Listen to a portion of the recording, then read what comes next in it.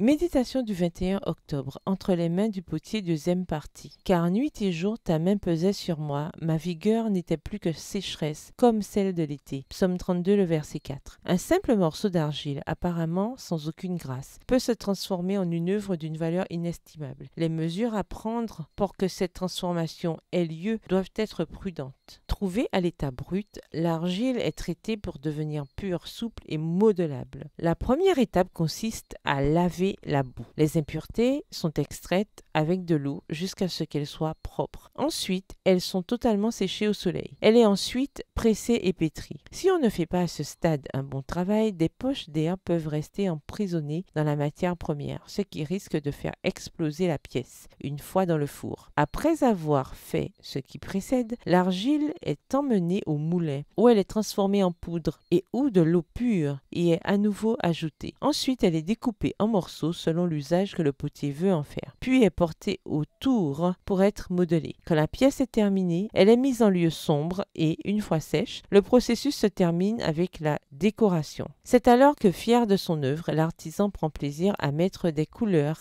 et des motifs. Cher ami, l'artisan divin aspire à faire de vous une œuvre d'une valeur inestimable. La seule condition qu'il vous pose est que vous acceptiez, sans broncher, le processus rédempteur. Nous devons être lavés de nos impuretés, mais les eaux ne nous étoufferont pas. Elles ne feront que nous purifier. La chaleur des épreuves pourra être extrêmement dure, mais nous ne serons pas brûlés. Tant que nous resterons entre les mains aimantes de Dieu, nous serons certaines que l'œuvre qu'il a commencée en nous sera terminée. Parfois, nous nous sentirons littéralement réduites en poussière, sans force, sèches, écorchées et à bout de souffle. À ce stade, avec conviction, sachons que la pluie de grâce est sur le point d'être déversée. Une fois l'œuvre achevée, notre Père Céleste fera de vous un témoin de ses œuvres merveilleuses. La transformation qu'il aura opérée dans votre vie ne sera pas qu'une rumeur, mais quelque chose de réel, d'authentique. Vous en serez le témoignage vivant. De morceaux d'argile simples et sans valeur, vous verrez un joyau digne d'être loué. Si vous êtes entre les mains du potier, supportez avec confiance. Bientôt, la fin viendra et vous pourrez glorifier votre Créateur. Bonne journée, que l'Éternel vous bénisse.